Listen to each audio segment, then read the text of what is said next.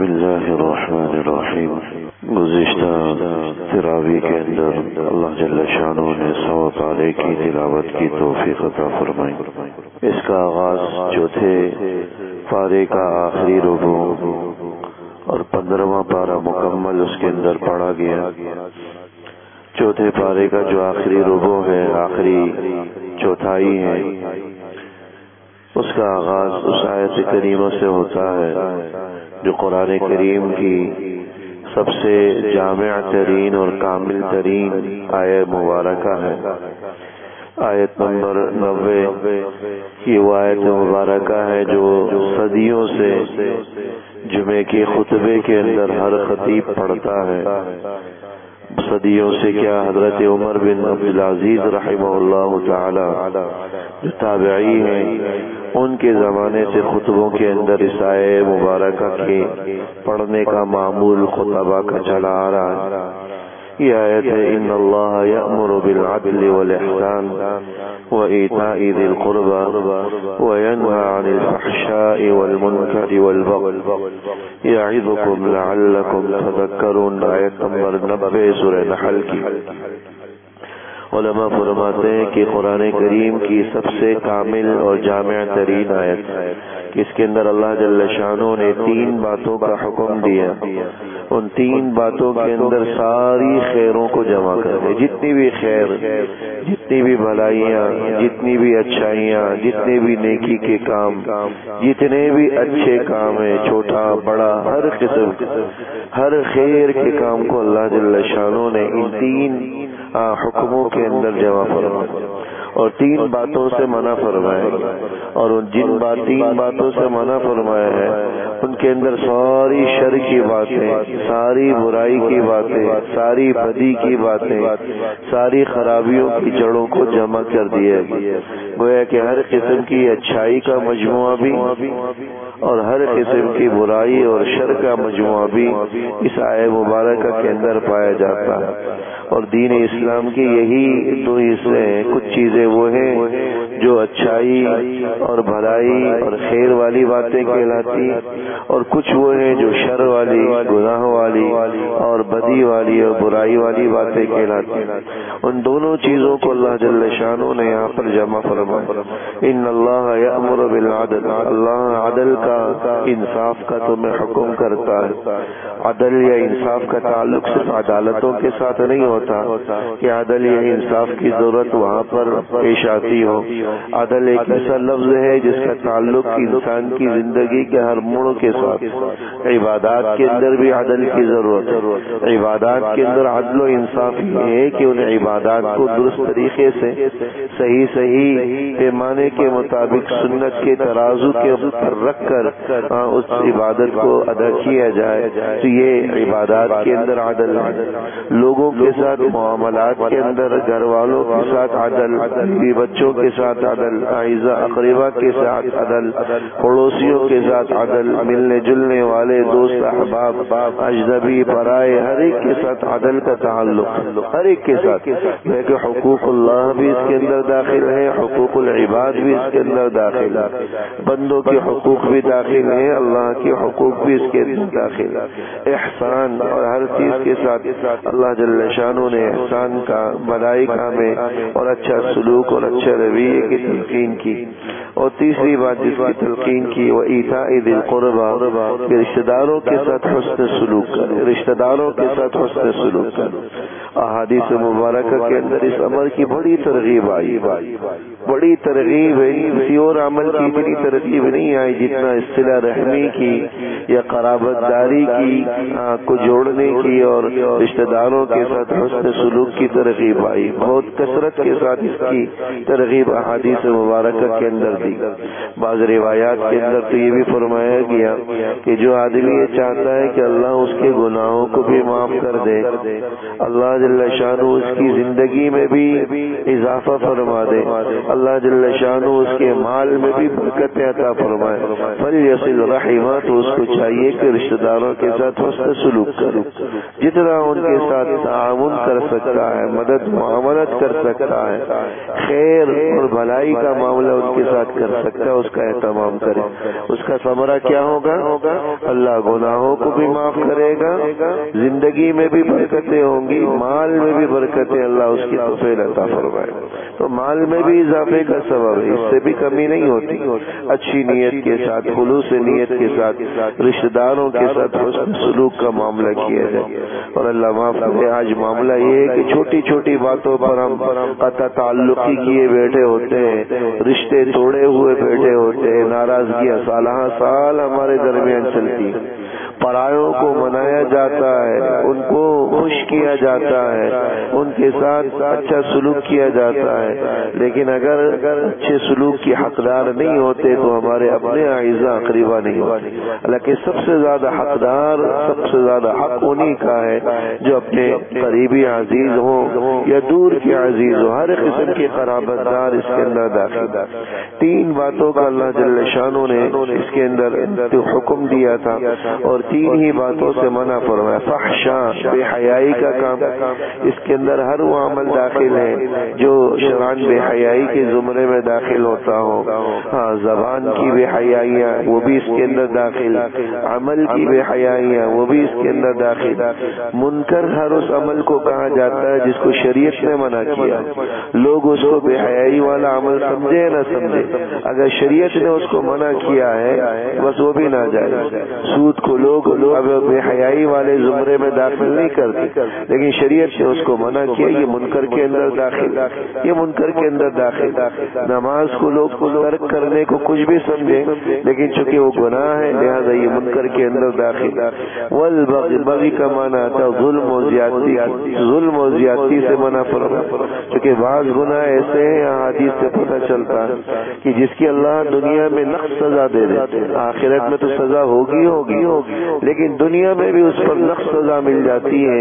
ان میں ایک والدین کی نافرمانی کا گناہ ہے اور دوسرا بغی، ظلم کا گناہ ہے، کسی پر ناحق کیا، ظلم کیا، ظالمانہ رویہ کسی کے ساتھ رکھا، آخرت میں تو سزا ہوگی، اللہ دنیا میں بھی پکڑے گا، دنیا میں بھی گرفت ہوگی، دنیا میں بھی اس کو عبرت نمونہ بنائے گا۔ یہ تین چیزوں کا اللہ نے اس آیت کے اندر حکم دیا اور تین ہی باتوں کا سے منع فرمایا۔ یہ قرآن کریم کی علماء فرماتے ہیں سب سے کامل ترین آیت ہے، یہاں تک کہ بہت سے غیر مسلم یہودی بھی، عبداللہ ابن سلام رضی اللہ تعالیٰ عنہ جیسے جو پہلے یہودی تھے، اسی آیت مبارکہ کو سن کر اور اس کی جو ہے افادیت اور حقانیت کو دیکھتے ہوئے وہ مسلمان ہوئے۔ اللہ جل شانہ نے اس سورہ مبارکہ کے اندر عمل صالح پر، اچھے اعمال پر بہترین زندگی کا وعدہ فرمایا کہ من عمل صالحا من ذکر او انثى وهو مؤمن، کہ جو آدمی مرد ہو یا عورت ہو ایمان کے ساتھ ہو اور نیک اعمال کا اہتمام کرے، فلنحيينه حیاتا طیبہ، ہم اس کو پاکیزہ زندگی عطا کریں، ایسی زندگی جس کے اندر چین سکون ہوگا، بے سکونی بے اطمینانی نہیں ہوگی۔ اب پاکیزہ زندگی کے لیے ضروری نہیں ہے کہ مال و دولت کی فراوانی ہو، اللہ جل شانہ کم مال پر بھی سکون اور اطمینان والی زندگی نصیب فرمائے کہ اس کا دل مطمئن ہے، نہ زیادہ کی لالچ ہے نہ زیادہ کی حرص ہے، اس لالچ کی وجہ سے وہ اپنے آپ کو تباہ نہیں کر رہا۔ اللہ جل شانہ نے سکون بری زندگی اس کو عطا فرمائی، یہ اللہ جل شانہ کی ایک بڑی نعمت ہے۔ آج کتنے مال والے ایسے، مال و دولت والے ایسے ہیں جنہیں ذرا سی نیند کے لیے بھی گولیوں کا سہارا لینا پڑتا، ایسے ڈپریشن، ایسے ٹینشنوں کا وہ شکار رہتے ہیں۔ یہ کوئی پاکیزہ زندگی نہیں، ذہن میں بٹھا لیجئے گا، یہ پاکیزہ زندگی مال سے نہیں حاصل کی جا سکتی، مال و دولت سے پاکیزہ زندگی نہیں خریدی جا سکتی. دنیا کے تو اسباب خریدے جا سکتے ہیں، اسباب راحت خریدے جا سکتے ہیں، راحت نہیں خریدی جا سکتی. راحت کے اسباب الگ چیز ہیں، راحت کے وسائل الگ چیز ہیں، راحت کے ذرائع الگ چیز ہے، خود راحت الگ چیز. انگنت لوگ ایسے ہیں جن کے پاس وسائل کی، اسباب کی بھرمار ہے، لیکن چین و سکون نام کی کوئی چیز نہیں ہے ان کی زندگیوں میں، راحت نام کی کوئی چیز نہیں. اللہ جل شانہ نے عمل صالح پر حیات طیبہ کا وعدہ فرمایا ہے، پاکیزہ زندگی، چین و سکون والی زندگی کا وعدہ فرمایا ہے. اللہ جل شانہ اعمال صالحہ کی ہم سب کو توفیق نصیب فرمائے. 15واں پارہ کامل اس تراویح کے اندر، گزشتہ تراویح کے اندر پڑھا گیا، اور اس کے اندر 2 بڑی صورتیں پڑھی گئی، جن میں سر فہرست ایک سورہ بنی اسرائیل ہے جس کو سورہ اسراء بھی کہا جاتا ہے، اور دوسری سورہ مبارک سورہ کہف. سورہ بنی اسرائیل یا سورہ اسراء اس کو کہا جاتا ہے. اس کے اندر پہلا جو واقعہ اللہ جل شانہ نے بیان فرمایا وہ حضور نبی اکرم صلی اللہ علیہ وسلم سفر اسراء کا واقعہ ہے. سفر اسراء اس کو ہمارے یہاں سفر معراج بھی کہا جاتا ہے. حضور علیہ الصلوۃ والسلام کو راتوں رات مسجد حرام سے مسجد اقصی لے جایا گیا. حالانکہ مسجد اقصی کی مسافت دوری 3 مہینے کی مسافت بتلائی جاتی تھی، عام سفر اتنی طویل دورانیے کا تھا، لیکن راتوں رات اللہ جل شانہ نے حضور نبی اکرم صلی اللہ علیہ وسلم کو یہ اعزاز عطا فرمایا کہ مسجد حرام سے اٹھا کر لے جایا گیا اور مسجد اقصی میں وہاں پر آپ نے انبیاء کرام علیہ السلام کی امامت فرمائی. اس سفر کو اسراء کہا جاتا ہے، مسجد حرام سے مسجد اقصی. اسراء کا عربی کے اندر معنی آتا ہے کسی کو رات میں سفر کرانا، راتوں رات سفر کرانا، لے جانا، اس کو اسراء کہتے ہیں. لہذا مسجد حرام سے مسجد اقصی تک کا جو سفر ہوا یہ اسراء کہلاتا ہے. اس کو قرآن نے بیان کیا. پھر مسجد اقصی سے آسمانوں کا جو سفر ہے اس کو معراج کہتے ہیں. ہمارے یہاں سب کو ہی معراج بول دیا جاتا ہے، اگرچہ ایسا نہیں ہے، سبھی کو معراج نہیں کہا جاتا. معراج مسجد اقصی سے یا بیت المقدس سے آسمانوں کے سفر کو اس کو معراج کہتے ہیں. اور جو مسجد حرام سے یعنی بیت اللہ سے بیت المقدس تک کا جو سفر ہوا اس کو اسراء کہا جاتا ہے. دونوں کے حکم میں بھی فرق. یہ فرق قرآن کریم نے اس سفر کو تو بیان کیا ہے جس کو ہم اسراء کہتے ہیں، یا جو مسجد اقصی مسجد حرام سے بیت المقدس تک ہوا اس کو قرآن نے بیان کیا، لیکن آسمانوں کے سفر کے واقعے کو قرآن نے بیان نہیں کیا. اس کا ذکر احادیث مبارکہ سے پتہ چلتا ہے. تو سفر کا ایک جز یہاں پر موجود. اس کے علماء فرماتے ہیں کہ اگر کوئی آدمی اس اصطلاح کا انکار کرے تو وہ دائرہ اسلام سے ہی خارج ہو جاتا ہے. یعنی مسجد حرام سے بیت المقدس تک کے سفر کا بھی انکار کر جائے، اس کا کوئی ثبوت نہیں، یا کچھ کہہ دے کہ بھائی تو خواب میں ہوا تھا، راتوں رات ہوا تھا، یہ خواب کو واقع ہوگا. تو اتنا لمبا سفر تو عام معمول کی زندگی میں ممکن نہیں ہے. بہت سے لوگ ایسے جدت پسند یا جو اپنے آپ کو روشن خیال کہتے ہیں، روشن ذہن کا کہتے ہیں، وہ اس واقعے معراج کو یا اس واقعے اسراء کو خواب کا واقعہ بیان کرتے ہیں. کوئی خواب میں ہوا، کوئی واقعتاً حضور کو یہ سفر نہیں کروایا گیا. اگر کوئی خواب کی بات ہوتی تو کوئی یہ اعزاز والی بات ہی نہیں. خواب میں تو بندہ پتہ نہیں کہاں سے کہاں پہنچا ہوتا ہے. کتنے لوگ ہیں جو فقیر ملنگ ہیں لیکن رات میں خواب میں وہ بادشاہ بنے ہوئے ہوتے، پوری دنیا کے حکمران بنے ہوئے ہوتے، دنیا کے ایک کونے سے دوسرے کونے تک وہ سفر کر جاتے. تو خواب کی باتیں تو کوئی حیثیت نہیں رکھتی، نہیں کوئی وہ اعزاز اور کمال والی باتیں ہیں. اور کمال اور اعزاز یہ ہے کہ وہ جب حقیقت میں ہوا ہو، ریئل میں ہوا ہو، اور باقاعدہ وجود شخصی کے ساتھ اس سفر کو کیا گیا. یہ ایک اعزاز اللہ جل شانہ کا اس کو قرآن کریم میں بیان کرنا یہ بھی اسی کی طرف اشارہ کرتا ہے کہ یہ واقعتاً ایک اعزاز تھا جو اللہ نے اپنے نبی کو عطا کیا. اب جو مادیت پرست لوگ ہیں، جو اسباب کو دیکھتے ہیں، وہ ان چیزوں کا انکار کرتے. ہمارا دین روحانیت والا دین ہے جو بغیر اسباب کے، بغیر جو ہے نا اسباب کے ہمیں اللہ پر اور اللہ جل شانہ کی ان جو ہے طاقتوں پر ہمیں ایمان لانے کی ترغیب دیتا. تو یہ واقعہ پورا اپنی جگہ ایک پوری ایک تفصیل طلب ہے، اس واقعے کو ذکر کرنے کا موقع نہیں، لیکن اللہ جل شانہ نے اس چیز کو اس سورہ مبارکہ کی ابتدائی آیتوں کے اندر بیان کیا۔ اس سورت کی جو خاص بات ہے وہ آیت نمبر 23 سے کچھ اسلامی آداب ہیں جس کو اللہ جل شانہ نے بیان کیا۔ مختصراً وہ آداب آپ کے سامنے عرض کر دیتا ہوں۔ وَقَضَىٰ رَبُّكَ أَلَّا تَعْبُدُوا إِلَّا إِيَّاهُ، یہ اسلامی آداب یا کہہ لیں یا اسلامی تعلیمات کہہ لیں، بہت خوبصورت سی اور اچھی اسلامی تعلیمات کو یہاں پر بیان کیا گیا۔ سب سے پہلی بات جو اللہ جل شانہ نے بیان کی وہ والدین کے ساتھ حسن سلوک کی بیان کی، ان کے ساتھ اچھائی کا معاملہ، بالخصوص اگر ان میں سے کوئی ایک یا دونوں بڑھاپے کو پہنچ جائے تو ان کے ساتھ برتاؤ اور رویہ کہیں زیادہ بہتر اور اچھا ہونا چاہیے۔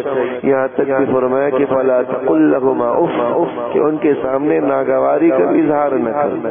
اف کا مطلب یہ نہیں ہے کہ بھائی لفظ اف نہ کہو، بقیہ کچھ بھی کر جاؤ، بقیہ کچھ بھی کہہ دو، یہ مطلب اف کا مطلب ہوتا ہے کہ ناگواری کا اظہار نہ کرنا، کیونکہ عموماً جب بڑھاپا طاری ہوتا ہے تو بس طبیعت کے اندر وہ جو ہے کیفیت نہیں رہتی جو پہلے تھی، بہت ساری چیزیں وہ بھول جاتا ہے، طبیعت میں چڑچڑاپن آ جاتا ہے، کئی طرح کی آزار اور کئی طرح کی جو ہے نا کمزوریوں کا اسے سامنا کرنا پڑ رہا ہوتا ہے۔ تو ایسے موقع پر خصوصیت کے ذات کی ترغیب دی کہ ان کے سامنے ناگواری کا اظہار نہ کریں۔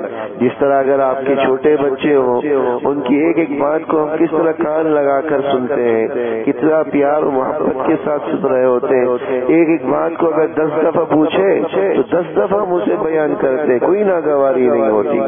ایسے ہی بلکہ اس سے کہیں زیادہ حقدار والدین ہیں کہ ان کی بات پر ناگواری کا اظہار نہ کیا جائے۔ وَاخْفِضْ لَهُمَا جَنَاحَ الذُّلِّ مِنَ الرَّحْمَةِ، ان کے ساتھ تواضع اور عاجزی کے ساتھ پیش آیا جائے اور ان کے حق میں دعائے خیر کی جائے۔ وَقُلْ رَبِّ ارْحَمْهُمَا كَمَا رَبَّيَانِي صَغِيرًا۔ دوسرا ادب جس کے اندر بیان کیا گیا وَآتِ ذَا الْقُرْبَى حَقَّهُ، کہ رشتہ داروں کے ساتھ حسن سلوک کریں، مسکینوں کے ساتھ، مسافروں کے ساتھ۔ تیسرا ادب بیان کیا گیا وَلَا تُبَذِّرْ تَبْذِيرًا، فضول خرچی اور اسراف سے خود کو بچائیں، إِنَّ الْمُبَذِّرِينَ كَانُوا إِخْوَانَ الشَّيَاطِينِ، یہ فضول خرچ لوگ یہ شیطان کے بھائی قرار دیے گئے۔ چوتھا ادب بتلایا گیا وَلَا تَجْعَلْ يَدَكَ مَغْلُولَةً، بخل کنجوسی سے خود کو بچائیے۔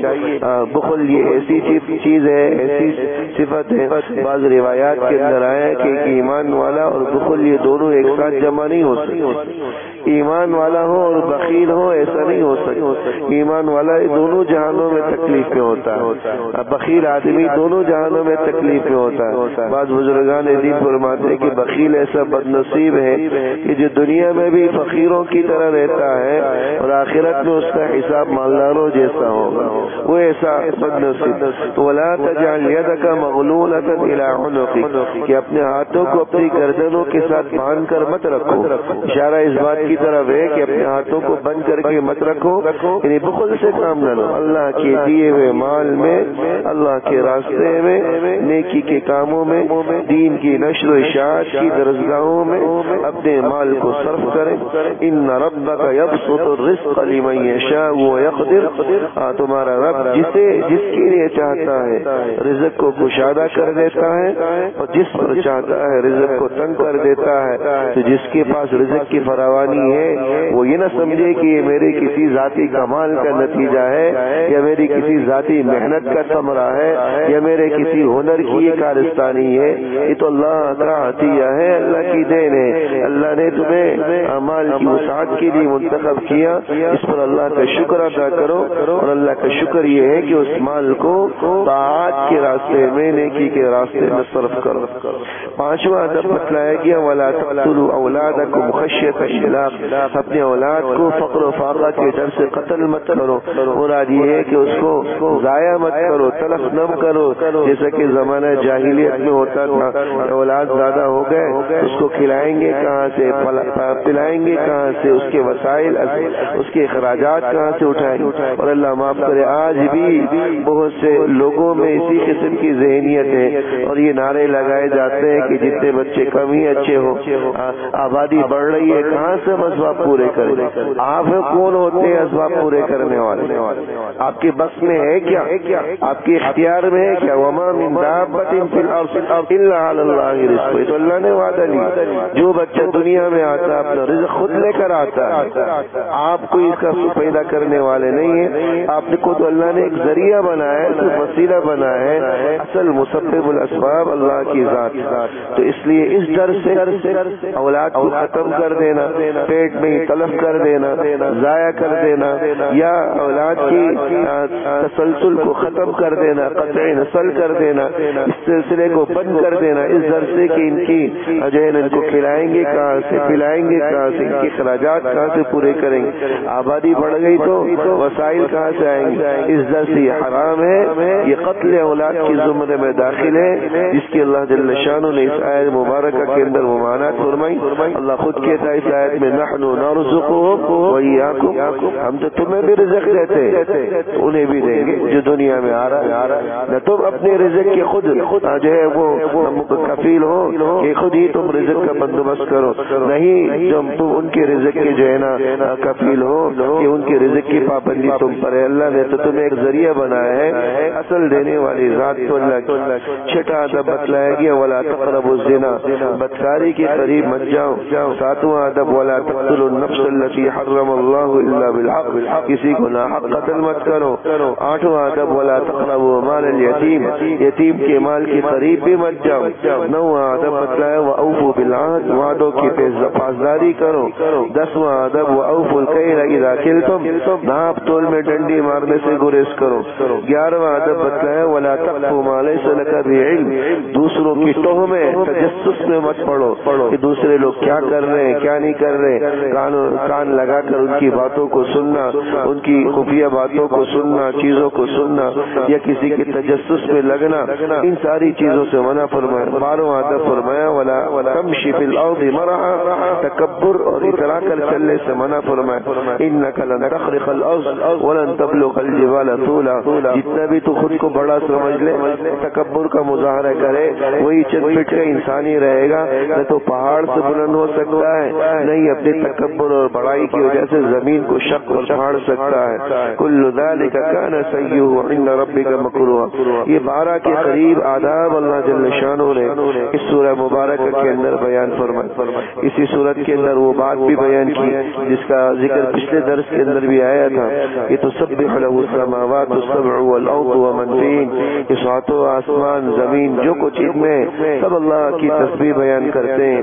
وَإِن مِّن شَيْءٍ إِلَّا يُسَبِّحُ بِحَمْدِهِ، دنیا میں کوئی چیز ایسی نہیں ہے جو اللہ کی حمد کی تسبیح بیان نہ کرتی ہو۔ وَلَكِن لَّا تَفْقَهُونَ تَسْبِيحَهُمْ، ہاں یہ ہے کہ تمہیں ان کی تسبیح کا پتہ نہیں چلتا، ہر ایک اپنی اپنی بولی میں، ہر ایک اپنے اپنے انداز میں اللہ کی تسبیح بیان کرتی۔ یہ سورہ مبارکہ کی خاص مہم بات تھی۔ اگلی جو اس سورت کے اندر جو خاص بات بیان کی گئی آیت نمبر 78 سے اوقات صلاۃ کا ذکر ہے کہ نمازوں کو ان کے اوقات میں پڑھنے کی ترغیب دی گئی۔ اقیم الصلاۃ لدلوک الشمس، تمام اوقات کو اللہ جل شانہ نے اس سورہ مبارکہ کے اندر بیان فرمایا۔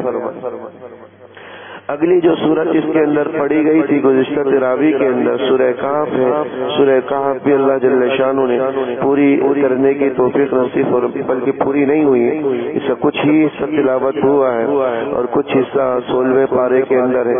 سورہ کہف کے اندر اللہ جل شانہ نے 3 واقعات اور 3 قصے بیان فرمائے ہیں۔ ایک تو اصحاب کہف کا واقعہ ہے، دوسرا واقعہ حضرت موسیٰ اور حضرت خضر علیہ السلام کا ہے، اور تیسرا واقعہ ایک مسلمان حاکم ذوالقرنین کا اللہ جل شانہ نے اس سورہ مبارکہ کے اندر بیان فرمایا۔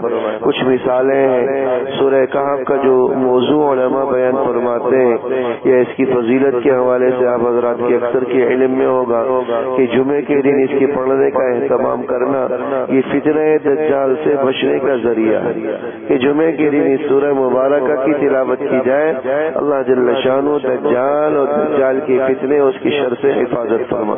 اس کی پوری سورہ مبارکہ کی تلاوت کا اہتمام ہو نہ ہو تو یا تو اس کی شروع کی 10 آیتیں پڑھ لی جائیں یا آخر کی 10 آیتیں پڑھ لی جائیں، تب بھی یہ فضیلت حاصل ہو جاتی۔ بہتر ہے کہ پوری سورت کو پڑھ لیا جائے، یا اگر پوری سورت کا پڑھنا ممکن نہ ہو تو شروع کی 10 آیتیں پڑھ لی جائے یا آخر کی 10 آیتیں پڑھ لی جائے، تب بھی فضیلت اور فائدہ حاصل ہو جاتا ہے۔ علماء فرماتے ہیں کہ سورہ مبارکہ کے اندر اگرچہ دجال کا کوئی ذکر نہیں، پوری سورت کے اندر دجال کا کوئی تذکرہ نہیں، لیکن پھر بھی یہ سورت دجال کے فتنے سے بچنے کے لیے فائدہ مند۔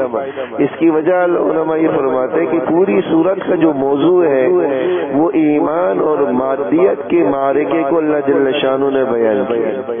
دوسرے لفظوں میں کہنے کہ ایک روحانیت ہوتی ہے جس کو ہم کہتے ہیں اللہ پر یقین، دوسری چیز ہوتی ہے مادیت جس کا آسان لفظوں میں ترجمہ اسباب پر یقین۔ ان دو چیزوں کا تقابل اللہ جل شانہ نے اس صورت کے اندر بیان کیا، اور فتنہ دجال کے اندر ایمان والوں کا مقابلہ بھی یہی ہے کہ روحانیت کا اور اللہ پر یقین کا مقابلہ مادیت اور اسباب کے پر یقین کرنے والوں کے ساتھ ہوگا۔ دجال اسباب کو لے کر آئے گا، دجال ظاہری چیزوں کو لے کر آئے گا، اور ایمان والے کے پاس ظاہری اسباب کچھ نہیں ہوں گے، وہ روحانیت ہوگی اور ایمان بالغیب ہوگا، اللہ پر ایمان ہوگا۔ یہ ٹکراؤ اس زمانے میں ہوگا۔ تو اس صورت کے اندر بھی اللہ جل شانہ نے جتنے بھی واقعات بیان کیے ہیں ان سب کا حاصل یہی ہے، روحانیت و مقابلہ مادیت، اللہ پر یقین و مقابلہ اسباب پر یقین کرنے والے۔ اصحاب کہف کا واقعہ ہے، ان چند نوجوانوں کا واقعہ ہے جو اپنے وقت کے ظالم بادشاہ سے اپنے ایمان کو بچانے کے لیے بھاگے، کیونکہ وہ ہر صاحب ایمان شخص کو قتل کر ڈالتا تھا۔ اپنے ایمان کو لے کر وہ بھاگے اور ایک غار میں انہوں نے پناہ لی۔ اللہ جل شانہ نے وہیں پر ان پر نیند مسلط کر دی۔ 300 سال تک وہ سوتے رہے، 300 سال کے بعد وہ بیدار ہوئے، 300 سال کے لگ بھگ۔ اب 300 سال یہ اسباب پر یقین کرنے والا اس پر یقین نہیں کرے گا کہ 300 سال تک آدمی کیسے سو سکتا ہے۔ اگر زمین پر لیٹا ہو تو زمین تو اسے کھا جائے گی۔ چند سو سال کے بعد، چند سالوں کے بعد آدمی کی لاش کی جو ہے نا کچھ ہڈیاں بھی باقی نہیں رہ جاتی، زمین جو ہے نا کھا کر سب کو ختم کر کے رکھ دیتی، لیکن وہ 300 سال تک سوتے رہے، پھر اس کے بعد اٹھے بھی، پھر اپنی طبعی موت مرے بھی۔ اللہ جل شانہ نے یہ واقعہ بیان کیا۔ اسباب پر یقین کرنے والا ان چیزوں پر یقین نہیں کرے، لیکن جس کا اللہ پر ایمان ہو، اللہ پر یقین کرنے والا ہو، وہ ان چیزوں کو تسلیم کرتا ہے، ان چیزوں کو مانتا۔ اس پورے واقعے سے جو اہم سبق ہم ایمان والوں کو حاصل ہو رہی ہے وہ یہی ہے کہ ہر وقت اپنے ایمان کی فکر کریں، کیونکہ ایمان سے بڑھ کر کوئی دولت نہیں ہے، ایمان سے بڑھ کر کوئی چیز نہیں ہے۔ یہ نوجوان اپنے ایمان کو بچانے کے لیے ظالم بادشاہ سے باغی، حالانکہ کتابوں کے اندر آتا ہے، تفسیر کی کتابوں کے اندر ان نوجوانوں کو ہر قسم کی لالچ دی گئی، ہر قسم کی دنیاوی اسباب کی آفر کی گئی کہ اتنا مال لے لو، اتنا سرمایہ لے لو، یہ لے لو، وہ لے لو، یہ وزارت لے لو، یہ منصب لے لو، یہ عہدہ لے لو، یہ پیسے لے لو، لیکن انہوں نے ان سب کو قربان کیا، اپنے ایمان ہی کو ترجیح۔ اللہ جل شانہ نے رہتی دنیا تک ان کے ذکر کو باقی رکھا۔ تو جو اپنے ایمان کی حفاظت کرنے والے ہیں در حقیقت وہی کامیاب ہیں۔ اس واقعے کے ذریعے اللہ جل شانہ ہمیں اپنے ایمان کی اہمیت کا احساس دلا رہے ہیں کہ ہر حال میں اپنے ایمان کی حفاظت کریں، کیونکہ آج جو وارداتیں ہوتی ہیں، جو چوریاں ہوتی ہیں، جو ڈاکہ زنی ہو رہی ہے، وہ سر فہرست ہمارے ایمان پر ہو رہی ہے، بالخصوص سوشل میڈیا کے ذریعے جس کے اندر مادیت کا ایک سیلاب رواں ہے، اس کے ذریعے ہماری نئی نسل کے ایمان کو خراب کیا جا رہا ہے، ہماری نئی نسل کے نوجوانوں کے ایمان کو کمزور کیا جا رہا ہے۔ نیٹ کے ذریعے، سوشل میڈیا کے ذریعے لوگ ایسے باتیں لے کر آتے ہیں. ایک صاحب اس دن آئے کہنے لگے کہ میں رات میں نیٹ میں بیٹھا تو میں نے وہاں تلاش کیا تو مجھے پتا چلا کہ بھائی حضور کے زمانے میں تو رمضان کا مہینہ تھا ہی نہیں. یہ تو حضرت عمر کے زمانے میں ہجری سال کا آغاز ہوا ہے, رمضان کا مہینہ تھا نہیں. پورے اس میں روزے کہاں سے آ گئے, یہ تراویح کہاں سے آ گئی, یہ قرآن کہاں سے آ گیا. میں نے کہا اللہ قرآن میں کہتا ہے شہر رمضان, رمضان کا مہینہ. قرآن تو حضور پر نازل ہوا ہے. کہ نہیں میں نے نیٹ میں دیکھا مالک کا رمضان کا مہینہ حضور کے زمانے میں نہیں تھا. میں نے کہا آپ کا نیٹ جو بھی کہتا ہو قرآن تو ہمارے سامنے ہی کہتا. اب میں قرآن کی آیت سنا رہا ہوں, وہ صاحب مجھے نیٹ کی باتیں بتاتے ہیں. یہ لوگوں کا مزاج بن چکا ہے کہ ہر چیز وہیں سے حاصل کی جائے, بس جو وہ کہہ رہا ہے اس پر ایمان لایا. یہ اصل خرابی کی جڑ ہے, یہ اصل برائی کی جڑ ہے جو ہمارے ایمان کو کمزور کر کہہ رہا میں پوری رات اسی شش و پنج میں گزارتا رہا, رمضان تو تھا ہی نہیں. کہاں اللہ خود شہر عربی زبان میں مہینے کو کہتے, تو شہر رمضان کا سادہ ترجمہ رمضان کا مہینہ. اللہ خود کہہ رہا ہے رمضان کا مہینہ قرآن, لیکن وہ صاحب بار بار مصرے نہیں, اس پہ تو موجود نہیں, نیٹ میں تو موجود. تو ہم اپنے ایمان کی جانچ پڑتال کریں, ایمان کو قرآن کے ساتھ اور احادیث کے ساتھ جوڑیں, انٹرنیٹ کے ساتھ, سوشل میڈیا کے ساتھ یا اس قسم کے ذرائع ابلاغ کے ساتھ نہ جوڑیں. جو وہاں سے ایمان حاصل کرنے کی کوشش کرتا ہے اپنے ایمان کو خطرے میں ڈالتا ہے, اپنے ایمان کو خسارے میں ڈالتا ہے, اپنے ایمان کو مشکوک کر رہا. یہ ایمان بالغیب ہے میرے دوست, یہ سینہ بسینہ چلا آ رہا ہے. یہ نیٹ کے ذریعے سوشل میڈیا کے ذریعے حاصل ہونے والا نہیں. عام آدمی وہاں سے اگر معلومات لیتا ہے تو بس اوقات بگاڑ کا باعث بنتی ہیں, کیونکہ وہاں تو ہر قسم کی خیر و شر کی چیزیں ہیں. کچھ اچھی چیزوں کے سامنے آڑ میں 20 غلط چیزیں انسان کے ذہن میں ڈال دی جاتی. ایک اچھی چیز بتلائی جائے گی, اس کی ذہن میں 20 غلط چیزیں نوجوان کے دماغ میں بھر دی جائے گی. لوگ سمجھتے ہیں کہ شاید وہاں سے بہت کچھ اچھا حاصل ہو سکتا ہے, تو وہ دینی معلومات حاصل کرنے کا ذریعہ نہیں, آپ دنیاوی چیزیں اس سے حاصل کر سکتے ہیں, ضرورت کے مطابق استفادہ کر سکتے ہیں, لیکن دین وہی معتبر ہوگا جو قرآن نے بیان کیا, نہ کہ گوگل نے اور یوٹیوب نے. دین وہی معتبر ہوگا جو احادیث مبارکہ کے اندر بیان کیا گیا ہے. اور اللہ جل شانہ اس سورہ مبارکہ کے اندر ہمیں اسی بات کی ترغیب دے رہے ہیں. اگلا جو واقعہ حضرت موسیٰ اور حضرت خضر کا ہے وہ انشاءاللہ چونکہ بیشتر حصہ اس کا 16ویں پارے میں تو انشاءاللہ آج کی تراویح میں اس کو بیان کیا جائے گا. اللہ جل شانہ ربنا تقبل منا انك انت السميع وتب علينا وصلى الله تعالى على خير خلقه محمد وآله وصحبه آمين برحمتك.